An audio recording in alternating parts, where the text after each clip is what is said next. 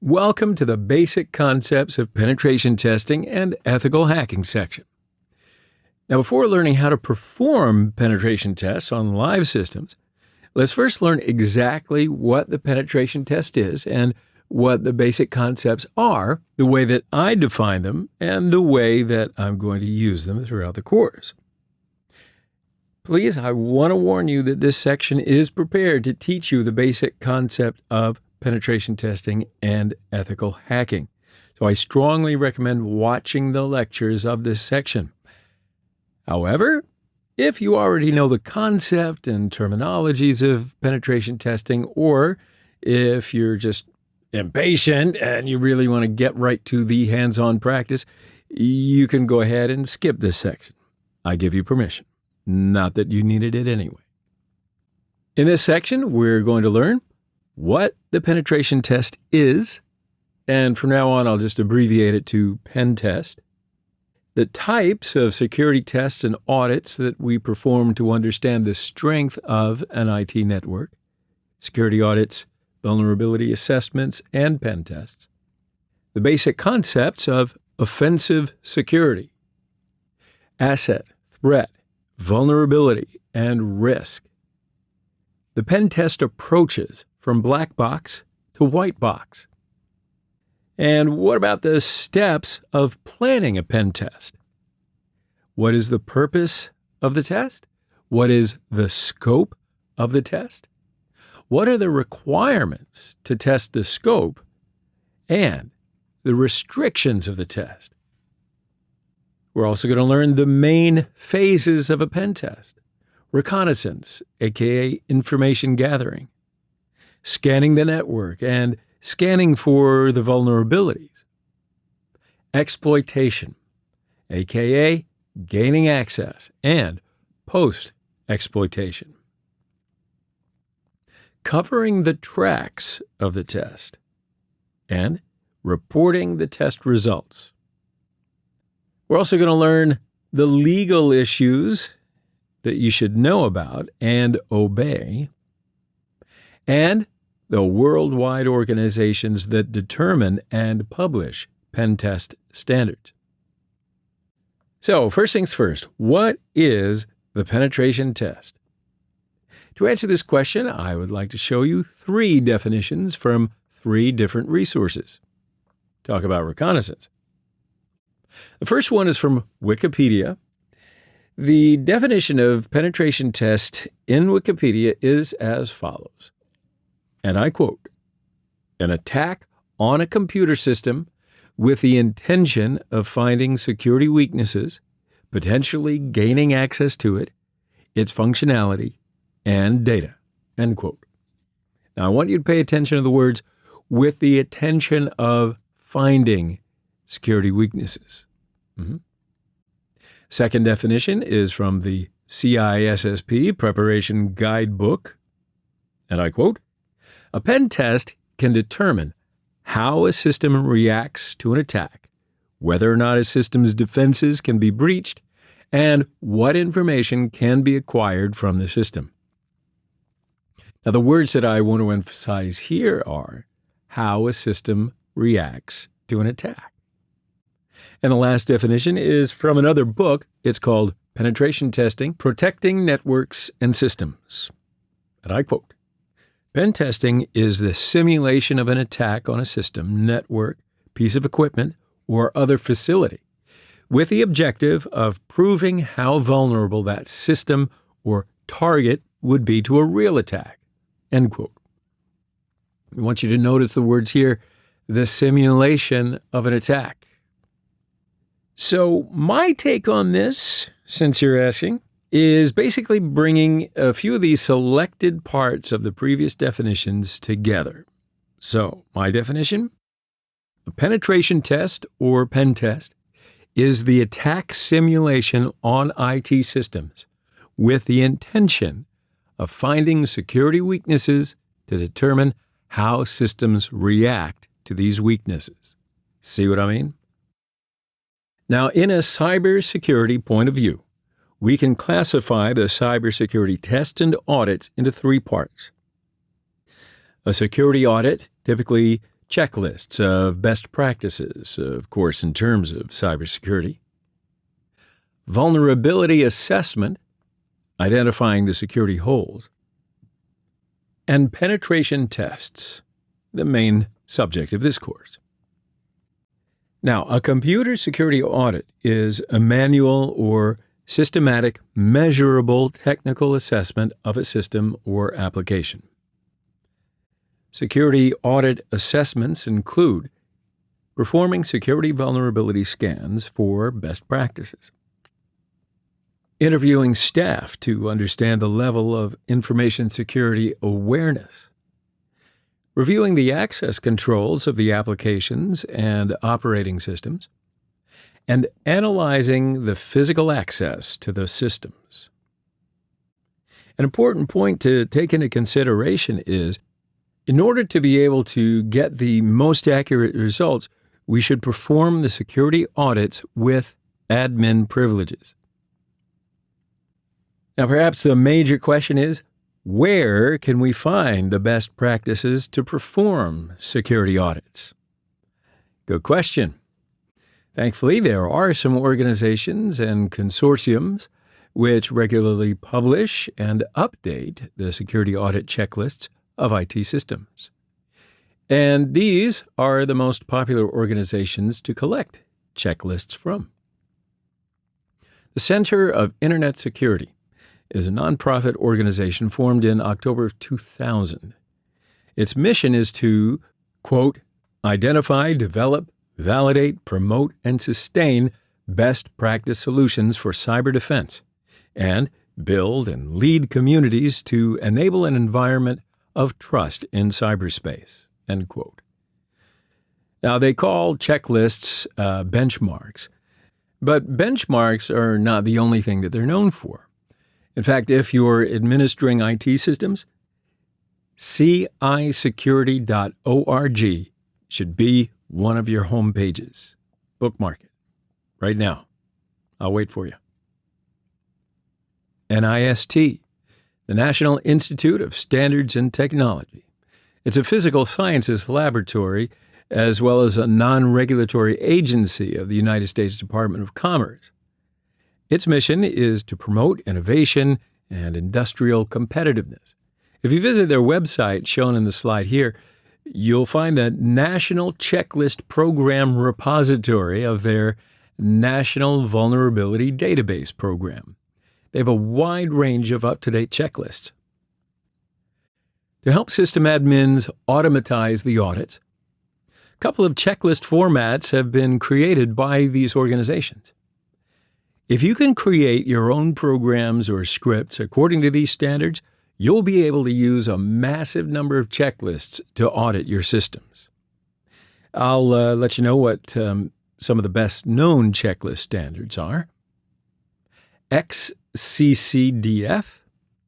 The XCCDF acronym stands for Extensible Configuration Checklist Description Format. However, as the name suggests, the language is used to describe the security checklists. The language is designed to support information interchange, document generation, organizational and situational tailoring, automated compliance testing, and compliance scoring. OVAL. The OVAL acronym stands for Open Vulnerability and Assessment Language. OVAL is declarative language for making logical assertions about the state of a system. Its main component is the SCAP standard. It's used to describe security vulnerabilities or desired configuration of systems. OVAL definitions define a secure state of some of the objects in a computer.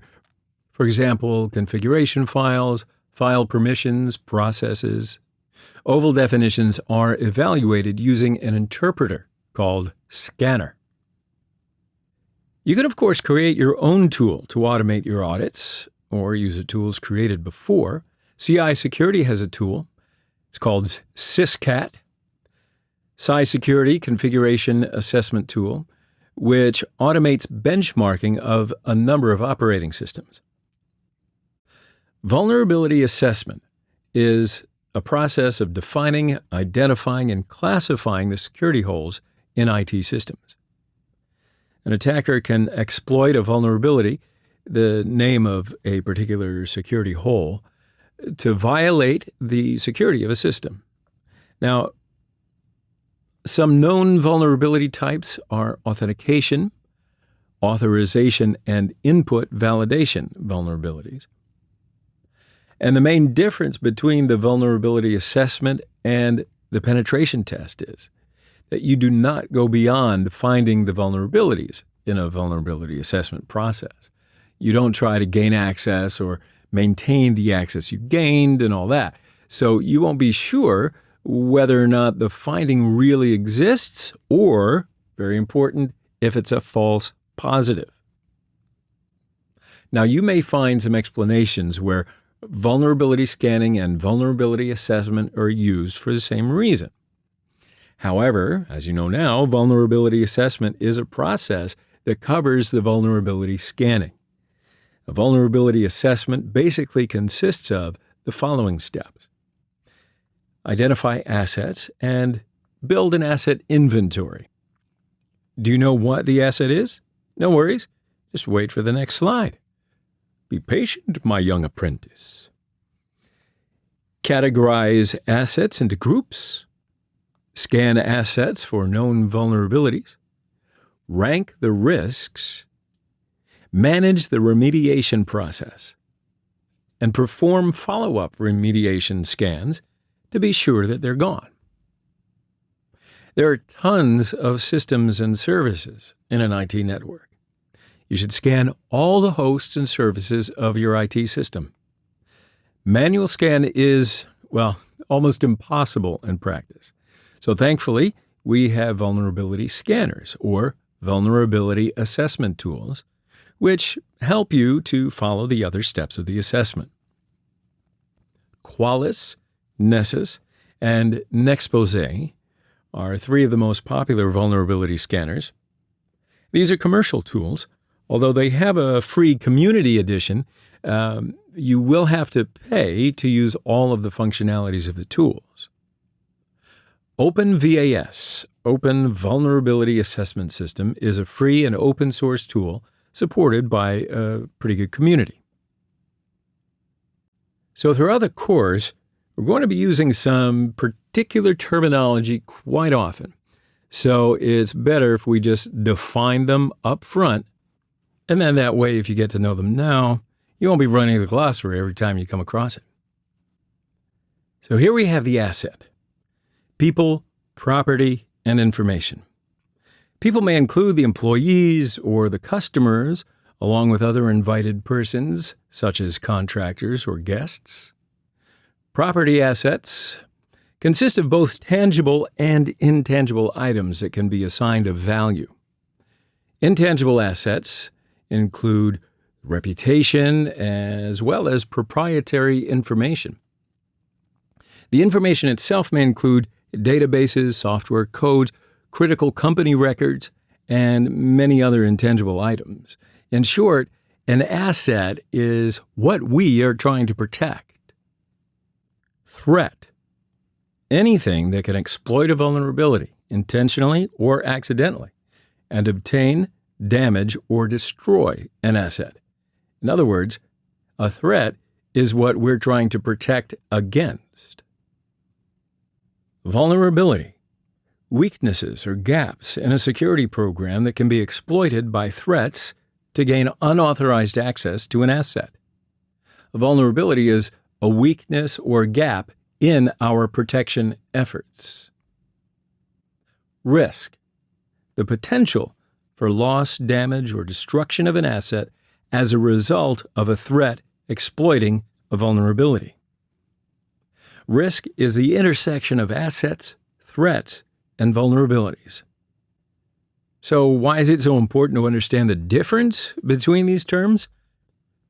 In my opinion, if you don't understand that difference very specifically, you'll never understand the true risk to the assets at stake. You see, when conducting a risk assessment, the formula used to determine risk is A plus T plus V equals R. That is, asset plus threat plus vulnerability equals risk. Exploit.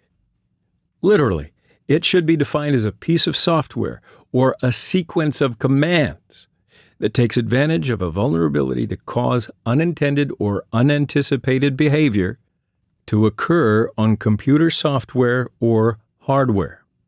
But I'd like to take a moment to explain it in these words. An exploit is an attack on a computer system, especially one that takes advantage of a particular vulnerability the system has or is known for. Used as a verb, exploit refers to the act of successfully making such an attack. Now, one of the basic questions of a penetration test is, what should a pen tester, I think you understand the word by now, the person who performs the pen test, what should the pen tester know about the system that he or she will test? There are typically different approaches according to the knowledge that the pen testers have. A black box pen test requires no previous information and usually takes the approach of an uninformed attacker. In a black box pen test, the pen tester has no previous information about the target system.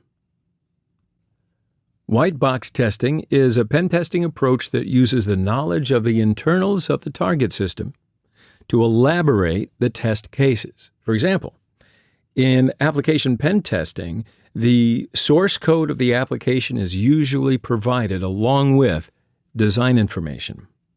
Or in an infrastructure pen test, network maps, infrastructure details, etc. are provided. The goal of a white box pen test is to provide as much information as possible to the pen tester so that he or she can gain insight, understanding of the system, and elaborate the test based on that.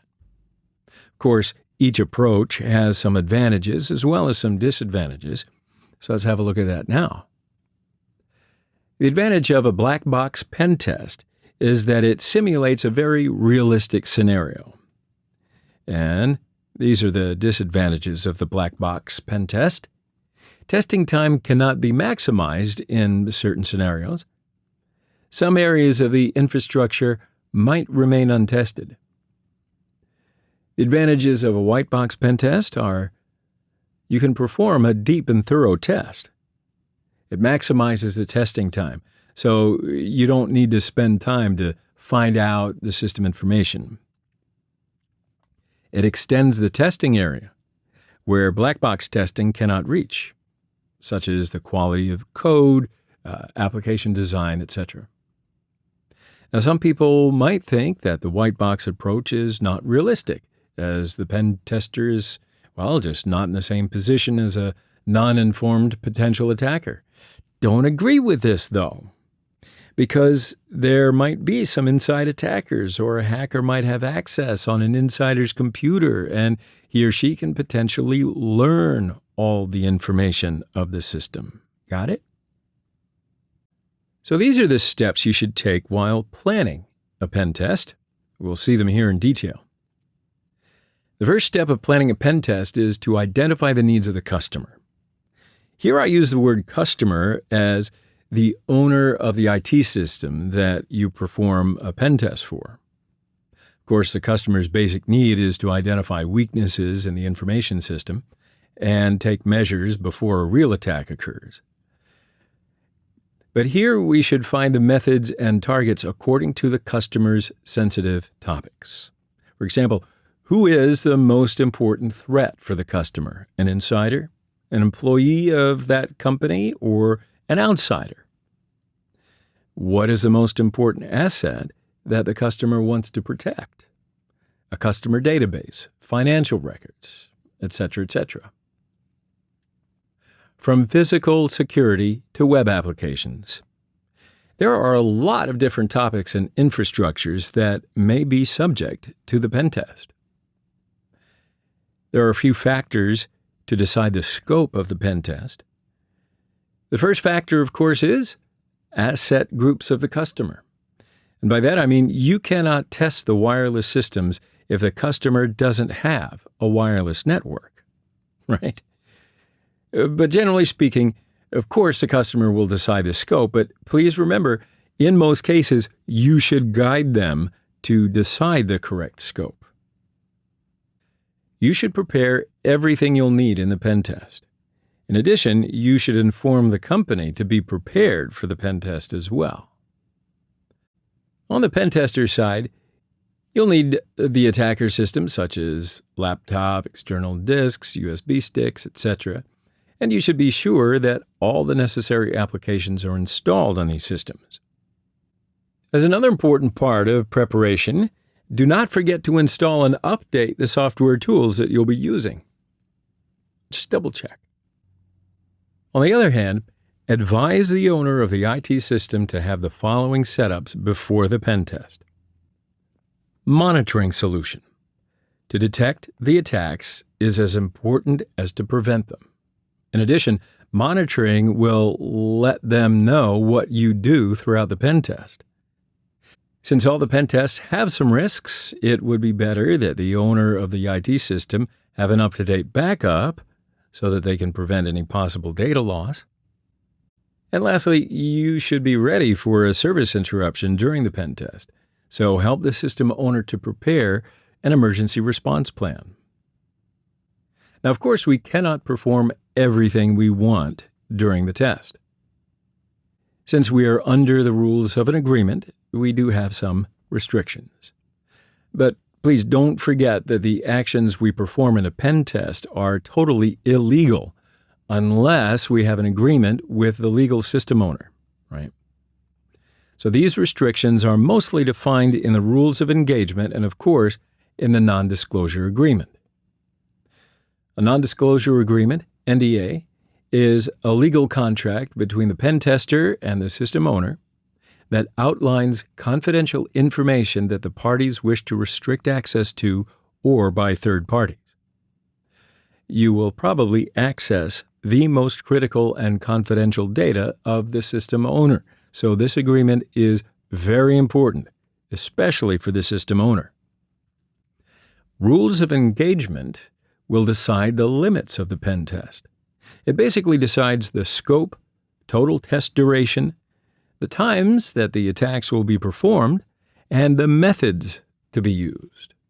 For example, you should identify whether the DDoS, the denial of service attacks, will be performed as part of a pen test. If it will be performed, the owner is probably going to ask you to perform the attack probably at midnight of a particular weekend. A penetration test briefly consists of 5 phases. Reconnaissance. Now that's the act of gathering preliminary data or intelligence on your target. The data is gathered in order to better plan for your attack. The phase of scanning requires the application of technical tools to gather further intelligence on your target. But in this case, the intel being sought is more commonly about the systems that they have in place. A good example would be the use of a vulnerability scanner on a target network. Exploitation. That's the phase that's also known as gaining access. It requires taking control of one or more network devices in order to either extract data from the target or to use that device to then launch attacks on other targets. The purpose of the post-exploitation phase is to determine the value of the machine compromised and to maintain control of the machine for later use. The value of the machine is determined by the sensitivity of the data stored on it and the machine's usefulness in further compromising the network. Now, covering tracks simply means that the attacker must take steps necessary to remove all semblance of detection. Any changes that were made, authorizations that were escalated, etc., all must return to a state of non-recognition by the host network's administrators. Reporting is the proof of your actions performed during the pen test. It's where you're going to report the findings and share recommendations to remediate the vulnerabilities and weaknesses. So let's have a look at these phases in detail. Reconnaissance. As you already know, it's the act of gathering preliminary data or intelligence on your target. The data is gathered in order to better plan for your attack. The success of the pen test depends on the accuracy of your reconnaissance. A pen tester works on gathering as much intelligence on the client organization and the potential targets for exploit as possible. We can classify the scanning activities into two main parts. Network scan is used to discover devices such as end-user computers, servers, and peripherals that exist on a network. Results can include details of the discovered devices, including IP addresses, device names, operating systems, running applications and services, open shares, usernames, and groups. Since we gather information about the network and system, this process is often related to the reconnaissance phase as well. A vulnerability scan detects and classifies system weaknesses in computers, networks, and communications equipment, and predicts the effectiveness of countermeasures. Now, since there are thousands of different systems and services, we should perform thousands of analyses to understand whether or not a service has vulnerabilities. And the vulnerability scanners are used to automate this process. Makes your job a whole lot easier. Exploitation. That's the phase that requires taking control of one or more network devices in order to either extract data from the target or to use that device to then launch attacks on other targets. The purpose of the post-exploitation phase is to determine the value of the machine compromised and to maintain control of the machine for later use. The value of the machine is determined by the sensitivity of the data stored on it and the machine's usefulness in further compromising the network. Now I've got your attention. The final phase before reporting is covering your tracks. It's basically returning everything to the initial state, the state before the pen test. Now, since you have limited time to perform the pen test, you might ask the system owner to define some privileges and exceptions for you. If so, you should remind them to remove these exceptions at the end of the pen test. And in addition, you will probably make a lot of changes during the pen test, such as adding a new user to the domain admin group or create a backdoor into a compromised system for later use. It's very important to remove all these changes at the end of the pen test. Otherwise, the black hat hackers can compromise the systems using these modifications. The report is the fruit of the pen test. It's the outcome of the actions you performed throughout the pen test. A pen test report typically consists of the following sections. An introduction. What's the purpose, the scope, and the duration of the test? A management summary. The screenshot of the IT system to show how vulnerable it is. The findings section that lists all of the vulnerabilities found during the pen test. And the recommendation section includes just how the owner can harden the system. Now, it's obvious that the findings is going to be the most important section of the pen test report, especially to the owner. The system owner will see the weaknesses here and remediate them according to your recommendations. So you should give at least the following details about the findings. A short name of the vulnerability to give brief information about it. The severity level of the vulnerability. That'll help the system owner to triage the remediation process. The list of vulnerable assets. Which assets in particular have this vulnerability? A detailed explanation of the vulnerability to show the possible consequences. A brief summary of how you identified the vulnerability. And support this section with screenshots wherever possible. Recommendations to remediate or at least mitigate the vulnerability.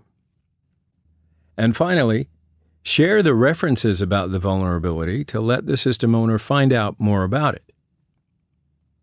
Before beginning a pen test, the parties should enter into a contract indicating exactly what the pen testers will do and will not do, and the range of IP addresses, subnets, computers, networks, or devices that will be the subject of the pen test. The pen tester should obtain a get-out-of-jail-free card from the customer, specifically indicating not only that the pen testing is authorized, but also indicating that the customer has the legal authority to authorize the pen test. Big distinction, and very important. If a cloud customer authorizes a pen tester to test their network in the cloud, this does not mean that the cloud provider has authorized the test. The cloud provider could go after the pen tester for unauthorized access. A non-disclosure agreement, NDA. It's also known as a confidentiality agreement. It's a legal contract between the pen tester and the system owner that outlines confidential material, knowledge, or information that the parties wish to share with one another for certain purposes, but wish to restrict access to or by third parties. As I mentioned before, you will probably access the most critical and confidential data of the system owner. So this agreement is very important, especially for the system owner. Now, since penetration tests are very important for cybersecurity, it'd be very good to have some standards while performing the test steps.